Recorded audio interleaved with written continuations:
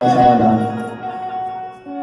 जैसे ही रैदास ने मां गंगा का आह्वान किया, तुरंत मां गंगा उस चमड़े धोने वाली कठौती में प्रकट हो गई। वहीं से अपना हाथ बढ़ाया और कंगन निकालकर रैदास को दे दिया। दे दो दर्शन भवानी हमें पावनी,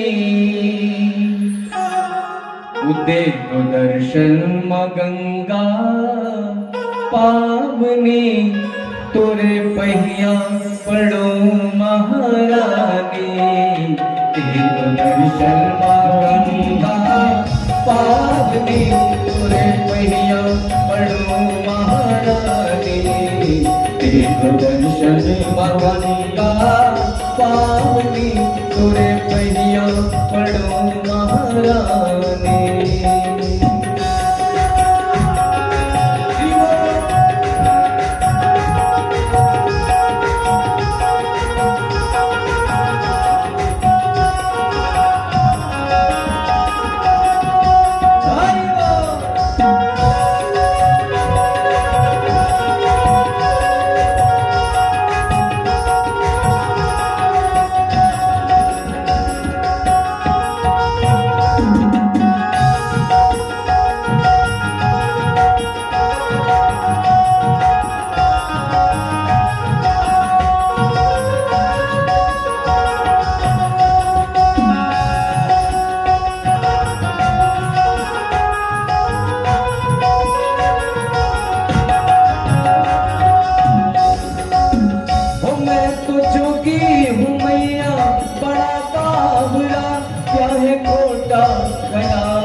नहीं जानता मैं तो जोगी हूँ मैया, बड़ा बावरा क्या है खोटा खड़ा ये नहीं जानता।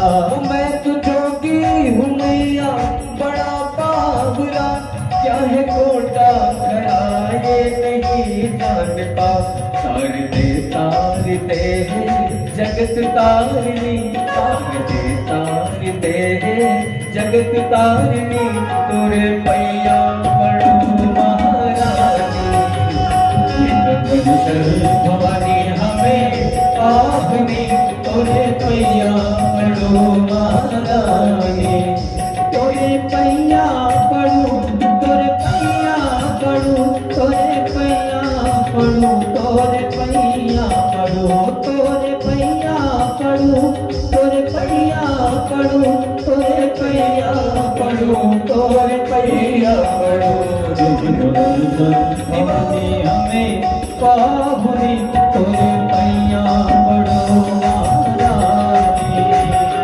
दर्शन भवानी हमें पावनी, तोरे पैया पड़ो महारानी।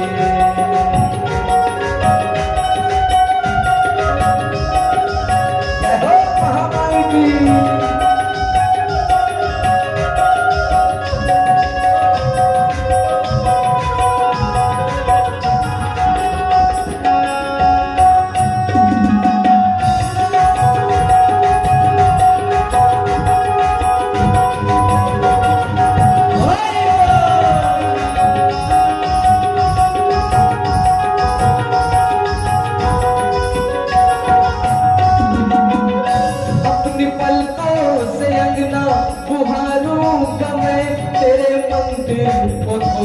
सवारूंगा मैं अपनी पलकों से अगला, बुहारूंगा मैं तेरे मंदिर को धोकर सवारूंगा मैं। अपनी पलकों से अगला बुहारूंगा मैं तेरे मंदिर को धोकर सवारूंगा मैं। भर के लाया हूँ असुवन भरी गागिरी, भर के लाया हूँ असुवन भरी गागिरी, तोरे पैया पड़ो महारानी। दर्शन भवानी हमें पावनी, तोरे पैया पड़ो महारानी। दर्शन भवानी हमें पावनी, तोरे पैया पड़ो महारानी।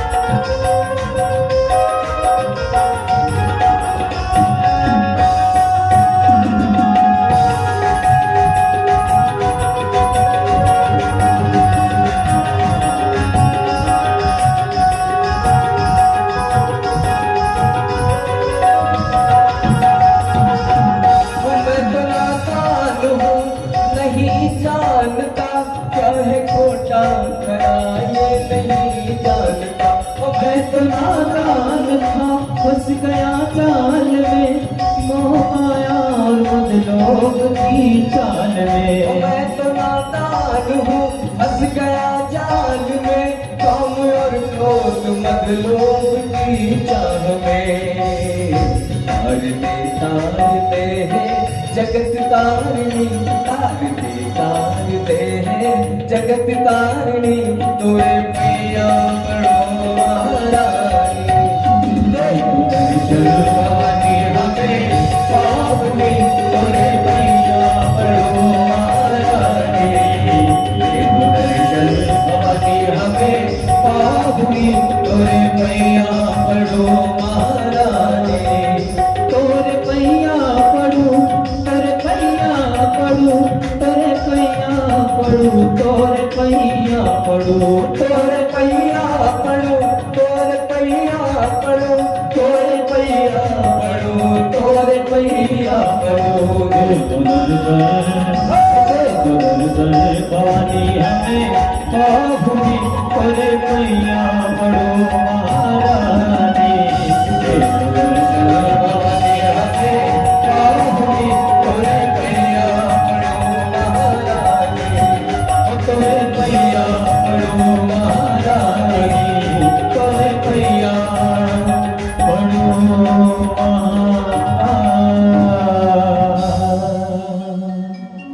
बोल गंगे महारानी की जय हो। आप लोग तो जय भी मत बोलना, तू बोल महाराज, तुमको काय के लिए लाया है? अच्छा, आप लोग घर से कसम खा के आते होंगे कि जब भगवान का भजन हो तो ताली नहीं बजाएंगे। जब भी भगवान का भजन हो ताली अवश्य बजाना चाहिए। अच्छा, ताली बजाने के फायदे भी है, ऐसा नहीं।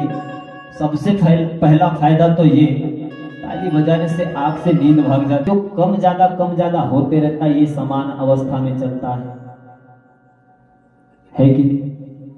तीसरा फायदा ये, ताली बजाने से ऐसा कहते हैं कि जीवन की हस्त रेखा सीधी हो जाती है। अब आप बताइए, ताली बजाना चाहिए कि नहीं? ताली अवश्य बजाना चाहिए।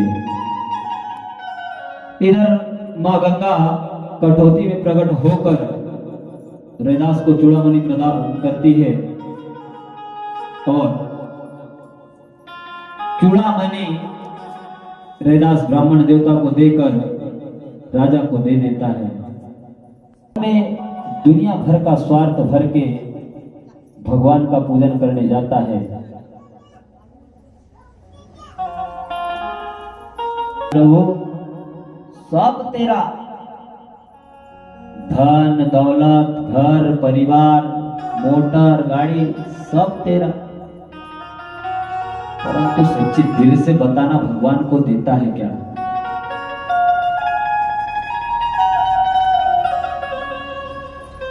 आरती में बड़ी जोर से चिल्ला कर गाता है, तन मन धन सब कुछ है तेरा, स्वामी सब कुछ है तेरा, तेरा तुझको अर्पण, अरे क्या लागे मेरा।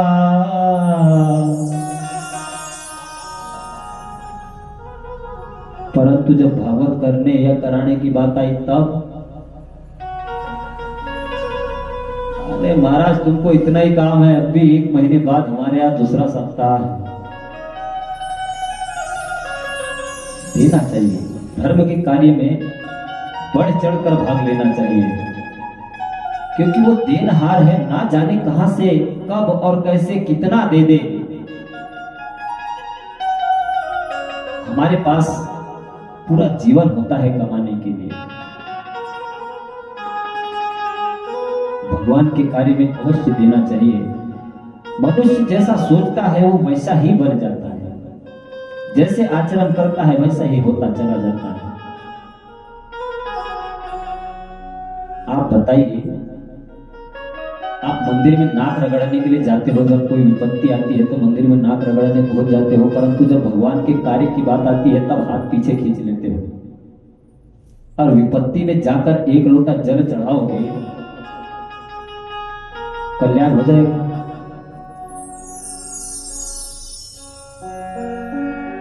जब परमार्थ के कार्य में हमने अपने कदम पीछे हटा लिए और विपत्ति आई तो उसी भगवान के पास हम नाक रगड़ने के लिए जाते हैं, बताइए कल्याण हो जाएगा। बड़ी विडंबना है महाराज, आज कोई पर हित करना नहीं चाहता।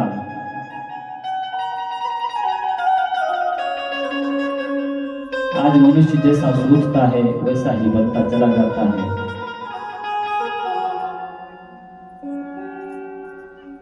एक बार भगवान शंकर को अत्यंत क्रोध आया।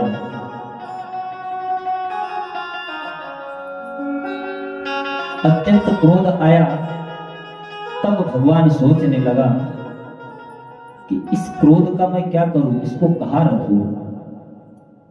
परंतु आज जब मनुष्य को क्रोध आता है तब भगवान सोच रहे, भगवान शंकर सोचने लगे, सोचते सोचते विचार करने लगे कि मैं इस क्रोध का क्या करूं। सो एक क्रोध को उठाकर ब्रह्मा जी को प्रदान किया, ब्रह्मा जी को दे दिया।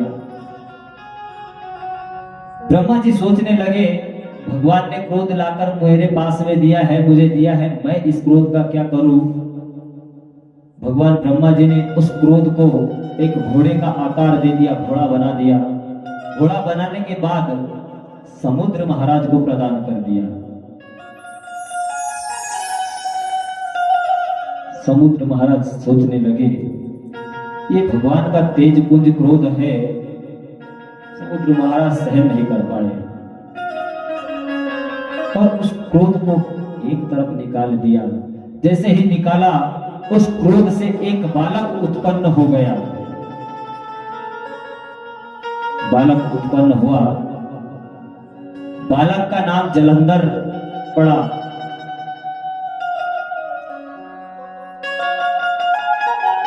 भगवान के क्रोध से जिसका जन्म हुआ, नाम जिसका जलंधर पड़ा, कालांतर में समय बीता, धीरे धीरे धीरे धीरे धीरे करके बालक से युवा अवस्था आई, बाल्यपन से युवा अवस्था आई।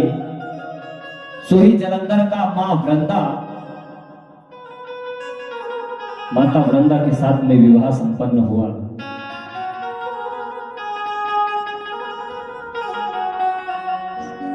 दाम्पत्य जीवन, गृह प्रवेश करने के बाद दाम्पत्य जीवन का शुरुआत किया।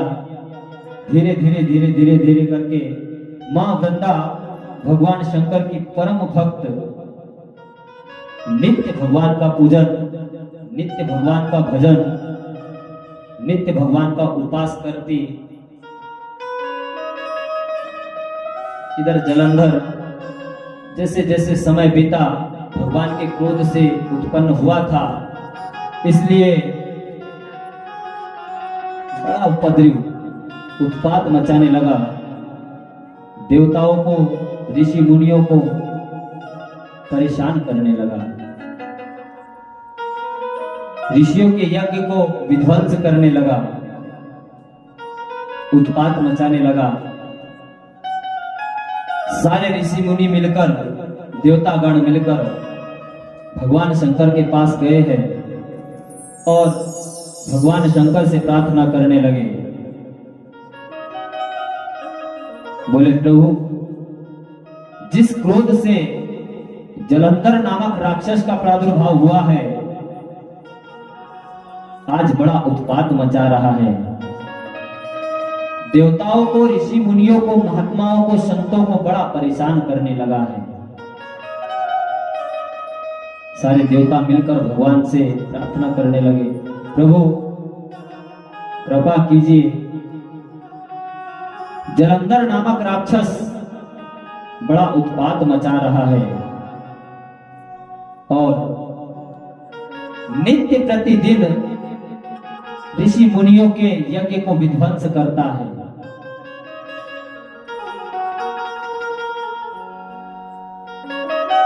भगवान शंकर ने सो ही अंतर्धान हुए जलंधर की ओर दृष्टि डाली, देखता है जलंधर बड़ा ही उपद्रव उत्पात मचा रहा है। भगवान शंकर सोचने लगे अब इस राक्षस का वध अवश्य करना पड़ेगा। सो ही भगवान जलंधर के पास पहुंचा। जलंधर के पास पहुंचने के बाद घमासान युद्ध छिड़ गया। भगवान और जलंधर के बीच में बड़ा घमासान युद्ध हुआ। युद्ध के बाद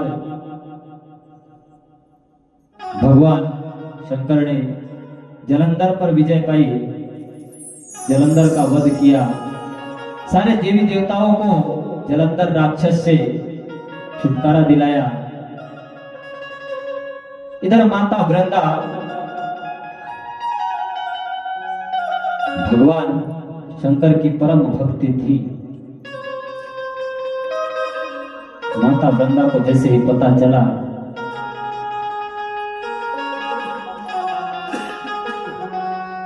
आज मेरे पति का वध हो गया है, भगवान शंकर ने जलंधर का वध कर दिया है। जैसे ही माता वृंदा को पता चला नैनों में जल भरकर रोने लगी, विलाप करने लगी, भगवान को पुकारने लगी, भगवान शंकर की आराधना करने लगी। प्रभु मैं नित्य प्रतिदिन आपकी पूजा करती हूँ, उपवास करती हूँ, भजन करती हूँ, वंदन करती हूँ, अर्चन करती हूँ, फिर मुझे ये कष्ट क्यों? विलाप करने लगी। सोई भगवान शंकर प्रकट हो गए, माता को समझाने लगे। सारे देवी देवता मिलकर समझाने लगे माता वृंदा को। कहने लगे देवी आपका जो पति जलंधर है ये बड़ा ही उत्पात मचा रहा था, बड़ा परेशान करने लगा था देवताओं को, ऋषियों को, मुनियों को, सभी को बड़ा परेशान कर रहा था। इसलिए इसका वध करना आवश्यक हो गया था। और सारे देवता मिलकर कहते हैं, सारे देवता मिलकर माता वृंदा को समझाते हैं। बोले देवी आपका जो पति जलंधर था ये 9 वर्ष पहले इसकी आयु समाप्त हो गई थी। जो जलंधर था इसकी 9 वर्ष पहले आयु समाप्त हो गई थी, परंतु आपकी भक्ति का वो प्रताप था, आपकी भक्ति से प्रसन्न होकर इसे 9 वर्ष की आयु पुनः प्रदान करी। परंतु ये इन 9 वर्ष के अंदर भी सुधर नहीं पाया, संभल नहीं पाया, जिसके कारण आज इसका वध करना पड़ा। माता वृंदा को समझाते सारी देवी देवता। माता वृंदा सोचने लगी बुराई तो आखिर बुराई है। जब इतना उत्पात मचाने लगा था, माता वृंदा समझ गई अति का अंत होता है, बुराई का अंत होता है। मैंने कल भी कहा था आपसे बुराई को संभाल कर रखना चाहिए, परंतु आज महाराज सब उल्टा होता है। जिसे संभाल कर रखना चाहिए उसे हम लोगों में परोस देते हैं, और जिसको संभाल कर रखना चाहिए उसे परोस देते हैं, और जिनको फैलाना चाहिए लोगों में उसे संभाल कर रखना चाहिए। बुराई को जीवन में संभाल कर रखना चाहिए, इसे फैलाना नहीं चाहिए। क्योंकि कोई भी व्यक्ति आपके दुख को रो रो कर आपसे पूछ लेगा, जैसे ही आपके पास से आगे बढ़ेगा किसी न किसी के पास में हंस हंस कर परोस देता है। बुराई को संभालना सीखना चाहिए मनुष्य को, बुराई को संभाल कर रखना चाहिए, इसे लोगों में नहीं फैलाना चाहिए। शंकर भगवान को देखना, अच्छे से देखना, उसको उसके छाया चित्र को अच्छे से देख के सोचना थोड़ा कितनी बुराई भगवान अपने शरीर पर धारण करते हैं, परंतु आज तक किसी से कहा?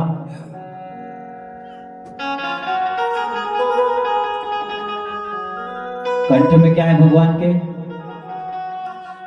विष, जहर, जहर बुराई है कि नहीं है? गले में क्या है? सर्प। सर्प जहरीला होता है और जहर बुराई है कि नहीं है? कान के कुंडल काय के है भगवान के? काहे के है भैया लोग? काहे के है कान के कुंडल? आप लोगों को नहीं पता क्या? आप लोग इतना शांति से सुन रहे हो, ऐसा लगता है जैसे बहुत सारी दुनिया का टेंशन जो है वो आप लोगों के ऊपर आके बैठा है। महाराज क्या बोले, और जब हमको ही बोलना था तो तुमको काय को बिठाते, उधर हम नहीं बैठ जाते, हम ही बोलते थे। इससे पहले जिस गांव में थे उस गांव में माताओं को समझाना पड़ता था, मेरी माँ मेरी बहन चुप बैठो, परंतु यहाँ कहना पड़ता है कि कुछ बोलो। बताओ